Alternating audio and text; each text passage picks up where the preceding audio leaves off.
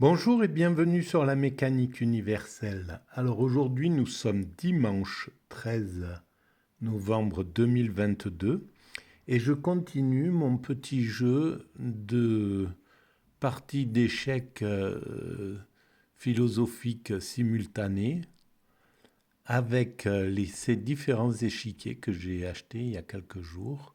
Voilà ces ouvrages. Donc il reste un, 2, 3, 4. Il reste Pierre Hadot, Qu'est-ce que la philosophie antique? C'est celui que je vais prendre maintenant. Heidegger, Kant et le problème de la métaphysique. Aristote, métaphysique. Albert Camus, le mythe de Sisyphe. Alors, c'est pas une analyse de ces ouvrages de façon euh, universitaire ou philosophique. Je prends simplement appui, c'est juste une façon de prendre appui sur un bouquin et de donner éventuellement l'envie d'aller d'aller le lire euh, pour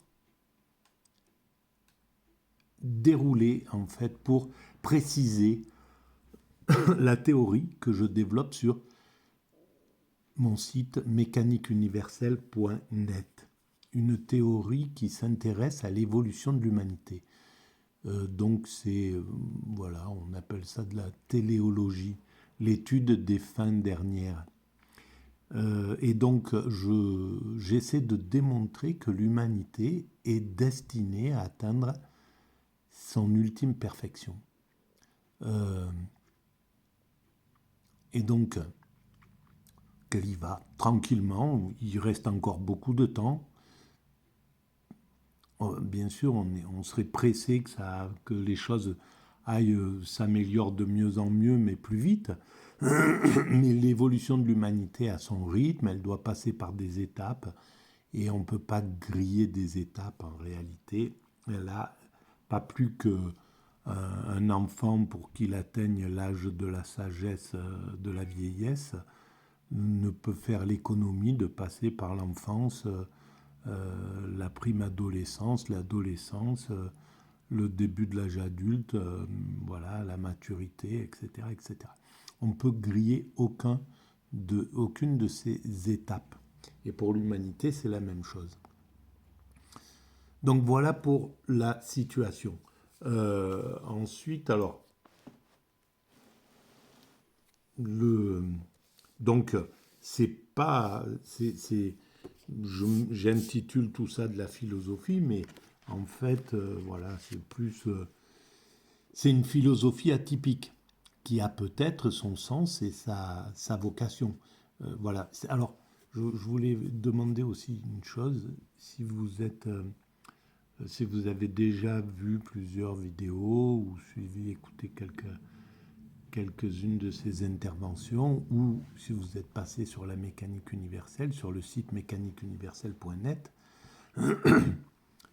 et si vous pensez que cette théorie a mérite d'être un peu plus diffusée, un peu, voilà, mérite de rencontrer un petit peu est susceptible d'intéresser d'autres personnes. Déjà, je vous convie à envoyer le lien à vos amis, mais vous pouvez aussi euh, mettre un petit avis, et apparemment c'est quelque chose qui est utile pour la visibilité sur YouTube. Vous pouvez aussi mettre un avis ou vous pouvez vous abonner à la chaîne. Voilà, je fais régulièrement des vidéos et de plus en plus d'ailleurs. Voilà. Alors, bon. Donc, comme d'habitude, je découvre. Je n'ai pas lu le livre. Je découvre et éventuellement, voilà, c'est le hasard qui va faire que je vais m'intéresser à tel ou tel, que je vais partir de tel ou tel euh, texte, une partie du texte, et que je vais laisser aller mon imaginaire à partir de là. Alors ce que je vais faire, c'est que je vais je vais lire, pour commencer, la table des matières. Alors, Pierre Hadot, qu'est-ce que la philosophie antique? Alors déjà, Pierre Hadot, c'est un professeur de philosophie, je pense, ou un philosophe. Je vais vous le dire tout de suite. Pierre Hadot. Voilà. Alors, Pierre Hadot, il est né à Paris le 21 février 1922 et il est mort à Orsay le 24 avril 2010. C'est un philosophe, historien et philologue français, spécialiste de l'Antiquité, profond connaisseur de la période helléniste et en particulier du néoplatonisme et de Plotin. Voilà, c'est ça. J'ai lu son livre sur Plotin.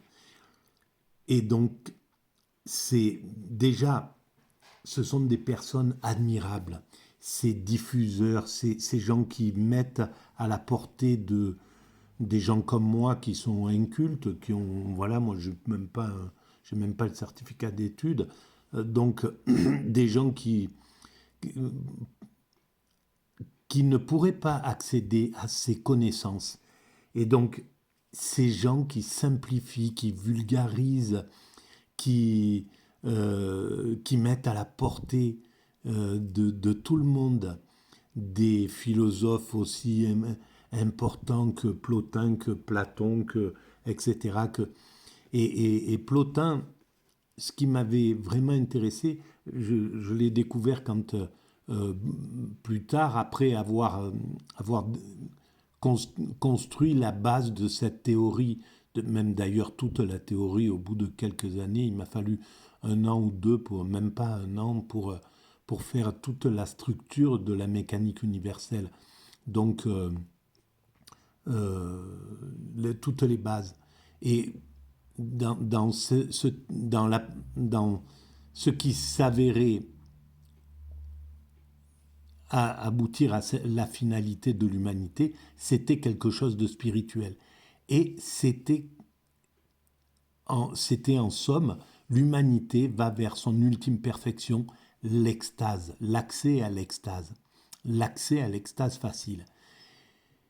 Et donc, Plotin, c'était ce qu'il voulait atteindre. Je pense qu'il l'a atteint, il a fait cette expérience brièvement, quelques minutes, etc. Et je trouve que Pierre Hadot a vraiment compris le fond, l'âme de Plotin.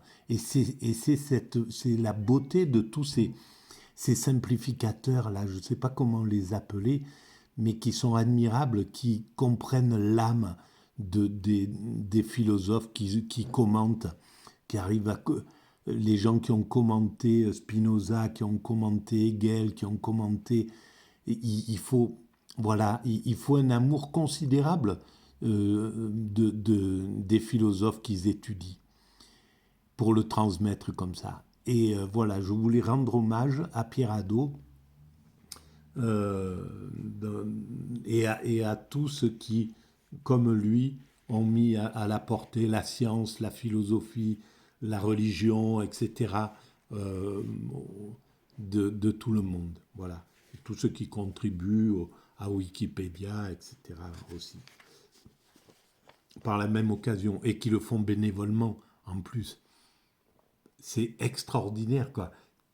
C'est vraiment la mise en lumière de notre côté, du côté généreux et altruiste de l'humanité. Nous sommes tous des altruistes sans nous en rendre compte, même quand on cherche à gagner de l'argent, à faire des choses, etc. Quoi qu'il arrive, au final, tout ce que nous faisons, ça reste pour l'humanité. On ne traverse rien, on n'emporte rien de l'autre côté. Même tout ce qu'on peut accumuler de connaissances, d'argent, de richesse, de pouvoir, de quoi que ce soit, c'est des choses qui restent dans l'humanité et pour l'humanité, de manière positive, négative, mais de toute manière, le négatif sert au positif. C'est pas quelque chose de négatif. Dans ma théorie, je le démontre. Et donc, on est tous des altruistes, mais ceux qui le montrent avec la plus belle clarté, c'est ceux qui ont contribué à Wikipédia. Quelque chose de majeur, même si, bon, il y a peut-être, il y en a qui disent qu'il y a des erreurs, que c'est un peu léger, etc., etc. Mais c'est grandiose ce travail-là qui est fait pour l'humanité. Voilà. Donc il y a tout ça dans l'humanité. Il y a la bienveillance, l'altruisme, l'amour du prochain. Et puis il y a aussi ceux qui ont une épine dans le pied, qui déclenchent des guerres, qui font, voilà, qui veulent du pouvoir, qui veulent provoquer l'autre, qui veulent gagner sur un tel, etc. Parce qu'ils souffrent, c'est leur souffrance qui les conduit à ça. Voilà, donc je me lance. Avant-propos, première partie, la définition platonicienne du philosophe et ses antécédents. Donc c'est la table des matières. Petit 1, la philosophie avant la philosophie. L'historia des premiers penseurs de la Grèce. La paideia, les sophistes du 5e siècle. Voilà. Ça, c'est vraiment intéressant parce que juste, les sophistes, ils étaient un petit peu avant Socrate et l'humanité a choisi Socrate, en fait, a choisi la morale de Socrate plutôt que la morale des sophistes, qui est un peu vraiment différente quand même. Hein. Et donc elle a choisi la morale, elle a choisi pas que la morale de Socrate, parce qu'à la même époque, il y avait la morale du judaïsme, il y avait la morale du bouddhisme, etc., qui était déjà, qui transpirait dans l'humanité, qui se donnait à l'humanité, voilà, et qui permettait de faire, qui ont permis de faire des enfants, en fait. Hein. Le judaïsme a fait sa première fille, c'est le christianisme, et sa fille cadette, c'est l'islam. Voilà. Et qui part de ces bases qui étaient la base de notre morale, sur laquelle toute l'humanité s'est construit ensuite. Ça, c'est, voilà. Il y avait déjà il y avait des tabous, des interdits, etc., des choses avant l'apparition de Socrate, de la morale de Socrate, de la morale du judaïsme, de la morale de, de Bouddha, etc. Mais là, elle se bonifie, voilà, elle prend vraiment sa dimension sublime, quoi. Elle va toucher au sublime. Et évidemment, il y a des choses qu'on peut contester dans toutes ces légitimes, mais dans son essence, elle va chercher le sublime. Voilà. Donc ensuite, de l'apparition de la notion de philosophie, ça c'est intéressant. Le témoignage d'Hérodote, l'activité philosophique, fierté d'Athènes, la notion de Sophia. Mais tous ces petits chapitres-là sont magnifiques. La figure de Socrate, le non-savoir socratique et la critique du savoir sophistique. Voilà, il critique la sophistique. Et c'est comme ça qu'il a établi sa morale. Donc les sophistes ont été fondamentaux, puisqu'ils ont permis, en fait, par la contestation de leur vénalité, voilà, de leur défaut, en somme, ils ont permis à Socrate d'élaborer sa philosophie. L'appel de l'individu à l'individu. Ensuite, le savoir de Socrate, la valeur absolue de l'intention morale. Voilà ce dont je parlais. Souci de soi, souci des autres. 4. La définition du philosophe dans le banquet de Platon. Alors, le banquet de Platon, pour moi, c'est la lumière. C'est à travers cet ouvrage, Platon montre qu'il a compris l'évolution de l'humanité, même s'il n'était pas possible pour lui de la voir clairement comme moi aujourd'hui je la vois, cette évolution de l'humanité vers sa perfection. Mais il en a eu l'intuition, comme les grands spirituels, qui étaient les fondateurs des grandes religions, ont eu cette intuition, évidemment. Mais Platon, dans le banquet, c'est la montée progressive de l'amour jusqu'à sa position absolue, jusqu'à l'amour absolu, qui est la béatitude, qui est l'extase, qui est l'éveil, qui est le nirvana, qui est voilà cet état de sublime, qui est un état qui est extraordinaire, qui est hors de l'ordinaire. Voilà. Donc, le banquet de Platon, Eros, Socrate et le philosophe, Isocrate, deuxième partie. La philosophie comme mode de vie, Platon et l'Académie, la philosophie comme forme de vie dans l'Académie de Platon, le projet éducateur, Socrate et Pythagore. Voilà, là, ils veulent transmettre ce savoir. Les philosophes présocratiques veulent comprendre d'abord de quoi est fait ce monde, etc. Ils construisent les fondations de la philosophie. Et ensuite, il y a les écoles, il y a ceux qui veulent répandre ce savoir déjà. Donc le projet éducateur, Socrate et Pythagore, l'intention politique, formation et recherche dans l'académie, le choix de vie platonicien, exercice spirituel, le discours philosophique de Platon. Aristote et son école, ensuite, la forme de vie théorétique, les différents niveaux de la vie théorétique, les limites du discours philosophique. Ensuite, les écoles hellénistiques, caractéristiques générales, la période hellénistique, influence orientale, les écoles philosophiques, identité et différence, priorité du choix d'un mode de vie, identité et différence, la méthode d'enseignement, le cynisme, Pyrrhon, l'épicurisme, une expérience et un choix, l'éthique, la physique et la canonique, exercice. Ensuite, le stoïcisme, le choix fondamental, la physique, la théorie de la connaissance, la théorie morale, les exercices, l'aristotélisme, l'académie platonicienne, le scepticisme. Chapitre 8.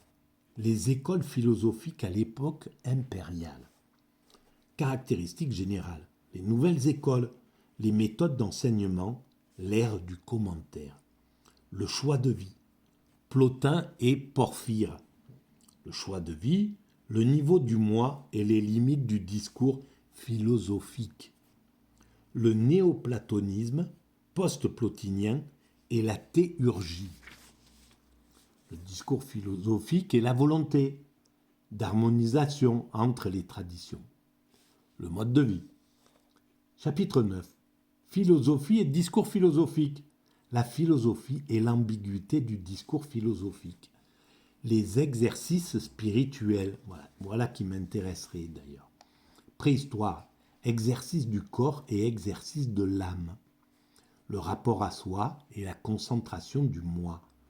L'ascèse, voilà ce qui m'intéresserait aussi de comprendre pourquoi ces millions de personnes sont rentrées en spiritualité comme ont donné leur existence à la spiritualité, sont partis dans l'ascèse pour essayer de comprendre ce qui se passait et pour transmettre à l'humanité leur savoir. Et ils ont été des millions à le faire à travers cette histoire, depuis bien avant les Grecs d'ailleurs, bien avant, peut-être même bien avant l'hindouisme, 3-4 000 ans, 5 000 ans avant Jésus-Christ. Je pense que l'ascèse, et pas que l'ascèse, disons, l'expérience extatique a été faite depuis longtemps et elle a permis à des hommes de comprendre qu'il y avait quelque chose de différent, que dans cet état-là, dans cet état d'extase, il se passe quelque chose d'incroyable Et là, ils se le sont transmis. Et ils ont développé les techniques, etc. Et il y a eu des millions de personnes qui en ont fait l'expérience, qui sont rentrées dans cette histoire-là. Et qu'on doit prendre au sérieux, évidemment. Ce n'est pas des choses légères, ce n'est pas de la légèreté. Le moi, le présent et la mort. Concentration sur soi et examen de conscience. Le moi, admettons, c'est l'ego. Le présent, c'est l'extase. Être dans le présent immédiat, sans pouvoir sortir de ce présent, sans que le cerveau ne se projette sur l'avenir et fasse référence au passé, être dans le présent total, permet d'atteindre l'extase, et l'extase abolit la mort. Je vous renvoie à la mécanique universelle pour comprendre ce que je veux dire dans le chapitre La mort. Et sinon, dans les vidéos précédentes, j'ai expliqué pourquoi l'extase abolit la mort. Concentration sur soi et examen de conscience. Le rapport au cosmos et l'expansion du moi. L'expansion du moi dans le cosmos. Ça, c'est incroyable. Sa façon de réfléchir à l'évolution elle est magique. Voilà, ça donne vraiment envie d'aller lire cet ouvrage-là. Le regard d'en haut. Le regard d'en haut. Qu'est-ce qu'il veut dire par là? La physique comme exercice spirituel, parce que c'est tous les titres que Pierre Hadot a donné à ces chapitres. Le rapport à autrui. Le sage. Voilà aussi ce que je voudrais lire. Je ferai tout un travail sur cet ouvrage-là. Je vais le garder bien précieusement. Et c'est un des ouvrages sur lesquels je vais travailler. Il faut que je finisse sur Hegel, que je finisse Heidegger, Aristote et Albert Camus. Et puis, que je n'oublie pas de faire des vidéos, d'entrecouper tout ça, de vidéos spirituelles, parce que c'est la base de la théorie que je défends. Voilà, c'est la base de mon travail, c'est le spirituel. Je m'occupe par accident des événements, de la politique, de l'évolution de l'humanité telle qu'elle va, voilà, des événements tels qu'ils se déroulent. Mais de toute manière, c'est voué à être contredit, parce qu'on se trompe toujours quand un philosophe s'intéresse politiquement à ce qui se passe. Voilà, on fait tous on est toujours dans l'erreur. Le temps récupère parce que on est émotionnellement chargé par les événements. On prend parti, on est révolté par certaines conduites, etc. Et c'est où on idéalise des conduites que le temps désidéalise. Hegel, ou je ne sais pas si c'était Hegel ou Kant, mais était fasciné par l'arrivée de Napoléon et pensait que c'était le sauveur de l'humanité. Alors, il a fait des choses importantes, peut-être même même à travers la violence qu'il a induite, mais peut-être qu'il a permis à poser les bases de l'universalité, de continuer à réunir ce travail d'universalisation que les grandes sociétés, les grandes civilisations ont toujours essayé de faire. Les Égyptiens, les Perses, etc., ont toujours essayé de... C'était intuitif, mais ils ont essayé à travers les conquêtes de rassembler le plus d'hommes possible. Et en fait, c'est ce qui a conduit où nous sommes, en partant d'un système tribal, de quelques tribus, on arrive à maintenant être dans des communautés religieuses, par exemple, qui regroupent 1,5 milliard de personnes, des communautés voilà, comme la communauté européenne ou la communauté l'OUA, voilà, qui vont prendre des millions de personnes. Des pays qui peuvent rassembler 300, 400, 500 000 êtres humains. 1 milliard et quelques en Chine, 1,2 milliard en Inde. Bon, voilà, derrière une seule bannière, un truc. Et donc, ça, c'est un travail de fédération. Et il se fait toujours, souvent par la violence, souvent par la contrainte, par la force, par le... Donc il y a quelque chose de négatif, mais c'est tout simplement parce que nous ne sommes pas capables de nous fédérer, de nous associer de manière douce, par l'amour, par la fraternité, par le respect mutuel, etc. On sait pas le faire, mais c'est pas notre faute. On n'est pas encore au stade d'atteindre ça. On n'est pas loin de l'atteindre, ce niveau-là. Je pense que dans quelques décennies, les problèmes climatiques aidant, on va être capable de vraiment se parler, de commencer à se respecter, d'avoir une autre approche que l'approche impérialiste, dominant-dominé, etc., qui est passée. On le sent que cette, que cette technique est passée. Ils continuent à jouer, là, actuellement, les Américains, les Chinois, etc., les Russes, les Européens, ils continuent à jouer à ça. Mais on voit bien que ça nous écœure. C'est pas quelque chose... voilà, à part quelques aficionados de la violence qui vont qui adorent voilà, regarder la castagne et dire ouais, on va lui mettre une peignée, on va les dominer, on va faire ça, il va y avoir la victoire, qui sont encore dans ce mécanisme-là. Mais ils sont marginaux maintenant. Voilà, les jeunes de l'humanité, c'est fini, ils n'ont plus du tout ce type de personnes. Donc ces vieux-là, ils sont en train de lâcher prise et ils vont... Voilà, c'est leur dernier baroud d'honneur. Et même eux, ils trouvent que... Ils arrivent à s'écœurer eux-mêmes. Hein. Ils se rendent compte que c'est con ce qu'ils sont en train de faire. Voilà, à part les bornés qui sont inclus dans le... Et puis ceux qui sont malheureusement dans le mouvement de la guerre et qui peuvent plus... qui sont comme deux gosses qui se battent dans la cour de récré et ils sont pas capables, ils sont plus capables d'être conscients.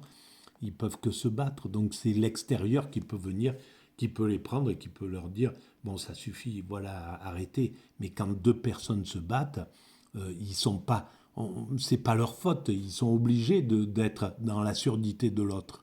Et c'est pourquoi dans tous les conflits qui se passent, même ceux qui perdurent,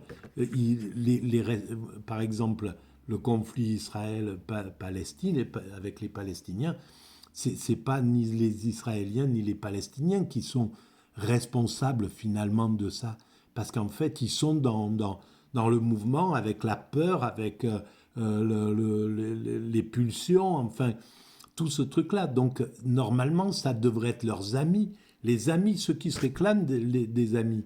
Les amis des Palestiniens, ceux qui se réclament les amis d'Israël, etc., qui devraient aller dire mais vous travaillez pas pour vous là, vous faites c'est pas bon, il faut arrêter, déjà il y a un risque, etc., et puis vous pouvez commettre le pire et puis vous faire conspuer et puis vous allez vous faire tuer pour rien, etc.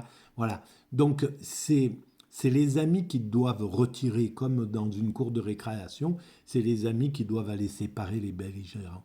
En réalité, c'est les amis qui sont responsables d'avoir peur d'aller dire à un écoute, franchement, ce que tu fais, c'est pas bien. Cette trouille, ça veut dire que c'est pas des amis. Voilà. C'est des gens qui ont peur de quelqu'un, quoi, qui ont peur d'aller se faire engueuler. Parce que, évidemment, quand on va les séparer, on peut prendre un coup de poing. Évidemment que quand on va chacun prendre son truc, il faut y aller d'abord avec bienveillance, chacun, et puis évidemment, on peut se... Après, ouais, pourquoi tu es venu, j'étais prêt à le terrasser, etc. Voilà, on peut se faire engueuler, même se fâcher après avec. Mais c'est ça un ami. Voilà. L'autre, c'est pas un ami. Bon, voilà, je vous disais que je pars de principe de la philosophie et je dérive sur des choses que, bon, voilà, qui dépassent tout, même, voilà, moi je peux.